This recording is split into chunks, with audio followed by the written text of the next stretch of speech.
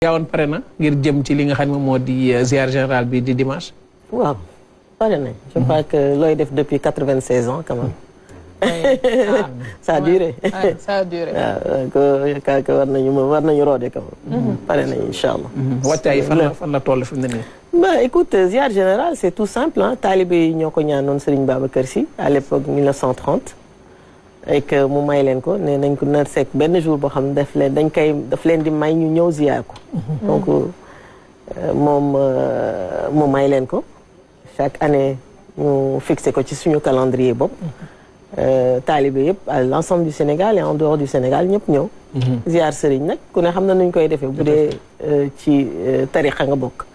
dafa am noo koy defee dafa am lu fay xew. ñu ñaan yàlla rek ñëpp ñëw nañu ko daan defee surtout la jeunesse ah parce que mën nañ ni sëñ Babacar Sy moom yàlla ko may ndaw ñi. xale yi ko bëggal seen bopp. donc looloo tax rek ñu bu dimanche incha allah fii la ñuy déparé ci place de l'Obélisque la car yi di jógee Dakar di déparé et puis ñëw ci Tivaouane à partir de 7h 19h. astaghfirullah 7h du matin. ramasser banlieue bi ramasser ba keroog ñu yegg Tivaouane waa Ndar yegg si.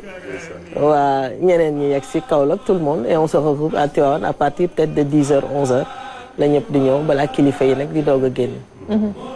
ñëw bi ku ko wax drainer ay ful te loolu dañuy dellu siwaat encore ci appel bi nga xam ne kilifa gi def na ko mu soxal nit ñi daw ak dal bàyyi xel tamit wàllu kaaraange ci yoon bi ndax it kuy yàpp ay nit di indi ci dëkk bu mel noonu baax na tamit ngay xawal sa taxawaay ngir sàmm bakkan yi nga xam ne moom ngay yóbbu. waaw loolu moom appel bu ñuy mag kilifa yi di def et moi aussi danaa ko def man nit dinaa ko def. ren on a une particularité je crois que commission ziar général am nañu convention ak Dakar Dem Dikk. moom mooy convoyer pèlerins yi ren. vraiment ñu yombalal ñu ko lool nag wax dëgg yàlla. daan na am sax parce que man bi may nekk xale. Thiès j'étais à Thiès. Sotrac moo daan yóbbu pèlerins yi. je me rappelle dama naan toog ci ba daaw ma dem parce que j'étais trop petite mais dama naan toog ci boor bi di nuyu pèlerins yi ñuy dem donc loolu lu ñu indiwaat rek la et c'est une bonne chose parce que dafay wàññi flux njaga njaay yeeg karapit yi c'est très compliqué man d'ailleurs dama daan dem ci convoi bi loolu moo tax ma bàyyi parce que da ngay ñëw convoi bi jiitu la nga bëgg a dépasser 4e position day am ay problème comme d'habitude xam nga Sénégal moom nu mu dem donc ren peut-être que dinañu am chance am ak waa Dakar Dem Dikk pèlerins yi mën a dem ci car yu baax car yu mucc ay yegg Tivaouane sans encombre mais aussi dañuy def appel parce que ñoom itam dañuy wut tuuti weccit dina am pèlerins yoo xam ni bokkuñu ci fédération bi parce que ñooñu ñi fédéré rek la ñuy yóbbu ñi nga xam ne ay daayira flottant la ñu xëy ne nañ jël seen kaaru bopp donc ñuy ñaan rek nit ñi vraiment chauffeurs yi surtout appel parce que ku jóg di wuti sa sëriñ da nga bëgg boo ñibbee boo paree nga ñibbiwaat sa kër et au retour aussi parce que ni aller bi demee amee problème noonu le retour bi amee problème donc ñuy ñaan rek chauffeurs yi daw ndànk te bi la yoon jarul yàqamte ndax lendemain bi férié jeex na boo ñëwee dallu donc je crois que daal ñaan rek nit ñi ñu dem ci jàmm ñëw ci jàmm ziar ci jàmm mu ne Ibou kontaan na dinaa ñëw si moom mais dafa am beneen boo xamante ne dañ ko gis tamit ngeen indiwaat ko je pense ñaareelu édition bi muy foire internationale bi ngeen jagleel daayira yi waaw mu bëgg a xam li tax ñu def genre cadre bu mel noonu pour permettre daayira yi ñuy mën a exprimer wu ndax Aziz mu ñuy wax sànq yaa ngi jiite volet entrepreneuriat waaw loolu moom ça date de peut-être 1 an 2 ans depuis 2 ans on a décidé de créer l'entrepreneuriat communautaire parce que dañu doon dem ci daayira yi te daayira bi ak 90% c'est des jeunes la plupart c'est des jeunes des chômeurs ñu ci bari amuñu dañuy en fait religion c'est surtout refuge pour ñoom parce qu'ils ne peuvent pas s'exprimer ailleurs et c'est moi qui ai fait le constat et parce que damay fréquenter daayira yu bari man je suis une femme de terrain et j'ai dit écoute c'est bien beau jàng tey si c'est bien wasifa mais il faut xale yi ñu wutal leen lu ñu def et c'est dans ce cadre qu'on a créé cette commission que je dirige et qu'on travaille avec les daayira di leen encadrer dans la formation di leen encadrer dans la recherche de financement et ci loolu depuis daaw la ñu am na ci quelques yoo xam ne ils ont commencé à produire ñu ne nañ leen ubbil foire. Foire bi on voulait le faire à Dakar pour faire un label foire des daïra c'est labellisé hein. C'est juste que dafa fekkoon trouble électoraux yi on pouvait pas le faire. Depuis daaw ñu ne nañ ko essayer Tivaouane comme suñu fief la ñu làmbatu ba xam c'est comment ça se passe waaye suñu objectif c'est de venir à Dakar comme foire internationale de Dakar. Parce que daïra yi mu nekk daïra te boobu du doon daïra Tidiane rek on veut vraiment élargir. que mu laal tarixa yëpp ñu xam ni am na potentialité bu fa nekk. Et ça, c'est un plaidoyer que je fais toujours. Tous les programmes gouvernementaux que ñii def, que ça soit l'accompagnement. Mais ci daayira la gën a mën a nekkee. Parce que ñooñu au moins am nañu benn base. Ak discipline bi ak morale bi organisation. Donc aujourd'hui, je crois que ñun ci phase boobu la ñu dem. On est en train de signer des conventions avec des institutions de microfinance. On est en train de signer des conventions avec le WACF. Parce que DER sax yegg guñ ci parce que bon dañuy xaar tuuti mais ak suñu ay moyens bopp aussi parce que tu sais état mënul lépp aussi. Les gens il faut qu'ils comprennent que état mënul lépp il faut que yeneen acteurs privés le secteur privé ñëw on est en train de lambatu secteur privé Tidiane bi pour qu'on mette en place un fonds boo xam ne vraiment c'est pour aider ces millions de jeunes qui sont là, qui ne font pas grand-chose, qui sont des diplômés, qui sont defuñu dara donc ñun ci wàllu boobu man loolu c'est mon cheval de bataille dans ma communauté loolu laa def sama tarbiya donc. fan ngeen koy defee ci biir Tivaouane. ci wetu daaw dañ ko defoon ci biir salle bi mais salle bi. tout le monde sait que fële waaw day xat. ren nag génnee nañ ko. pas dañuy def ndànk-ndànk rek. ci parking bi lañ ñu jox on va faire des bâches on va faire des choses. Vraiment, xale yaa ngi liggéey à partir de vendredi. Ce sera un vendredi, samedi, dimanche. Très bien. Ci ñetti fan.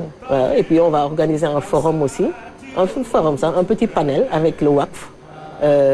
Ils vont venir à Tivaouane, ñu def benn panel. Pour les mettre en contact direct avec les daïra. Je crois que loolu daal mooy suñu rôle en tant que cellule. Nous on sert juste d'intermédiaire. di leen former di leen nii di leen la boole leen ak institution yi et puis on encadre. da leen di taal waaw branché leen. Ibou. merci encore di dolli ziar. sëñ Babacar ak ñun ñi waa Dakar et suma propre vie côté maternel li ñuy wax suma néegu ndey. dañoo lié lool ndaxte mantom bi. suñu famille ñoo ko doon fóot. ba buñ la wax Zawiya Alaaji Malick fii si Dakar sëñ Babacar a tax.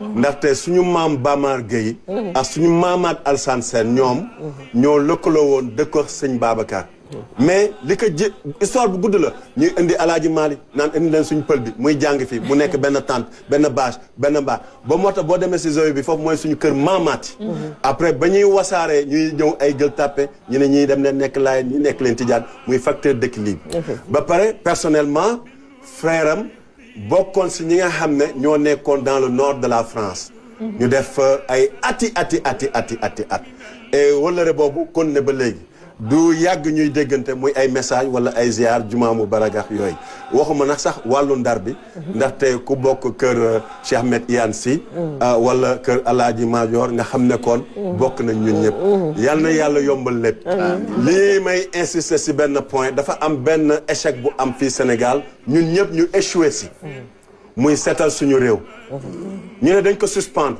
moo pudeur la sang kenn du ko yedd si penc mais ñun ñëpp xam nañ ne suñu seetal suñu réew bi échec la parce que changer système ak changer sociologie sénégalaise bokkul système bi c'est le périmètre étatique foofu de A à Z yow yaay alpha et oméga mais dans la sociologie da nga bëri divers acteurs premier acteurs yi fii mën nañu wax état la mooy woo nit ñi deuxième yi syndicat troisième yi mais kër kilifa diine yi boo bëggee wax seetal sa réew ce premier acteur ce premier partenaire mooy ñi nekk ci daayira yi kër diine yi ñun ñëpp xam nañ ko waxoon ko ci penc bi mooy bu ñuy initier sa kilifa sa sang da ngay bàyyi ba mu dem nga topp ci ginnaaw bu demee ba taxaw nga nekk sëñ bi bàyyil man danaa àggale ndaxte ruuj taalibee kay def wëgg taalibee kay def bay taalibee kay def sàmm taalibee kay def te maam Hadi nee na ñun ñi nee na ñun am nañu kersa di laaj kon boo leen yeree joxe leen